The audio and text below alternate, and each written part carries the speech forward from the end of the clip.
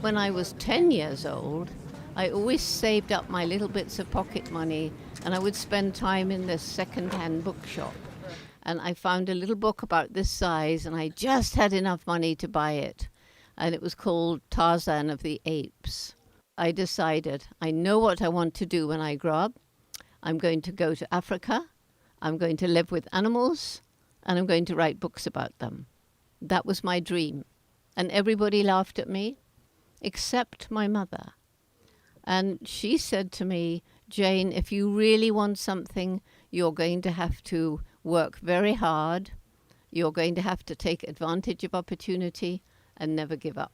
If you have a dream of something you want to do when you grow up and people laugh at you, don't listen to them and never give up. One chimpanzee, David Greybeard, who one special day showed me that chimpanzees can use objects as tools.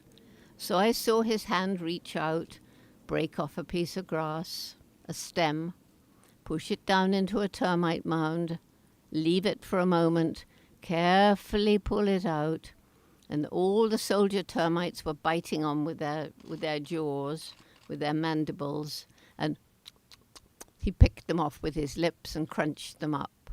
At that time, scientists believed only human beings could use and make tools. And so when I saw David Greybeard and then all his friends using and making tools, it was a very exciting time. Mr. H is my symbol for the indomitable human spirit. Mr. H was given to me 29 years ago by a man who went blind. He was in the US Marines, very brave. He was with the helicopters, and he went completely blind. And for some peculiar reason, he decided he wanted to become a magician. Imagine a blind man being a magician. Everybody said, well, Gary, his name's Gary Horn. Gary, you can't be a good magician if you're blind. And he said, well, I can try. And if he was standing here, you would not know he's blind. Don't give up. There's always some way forward. Do any of you ever think about what's happening in the world and how we're harming nature so much? Does anybody think about that? Roots and Shoots is about hope. And there is hope. You're the hope. You're my hope. Everywhere I go in the world, I find young people like you wanting to tell Dr. Jane about what they've been doing.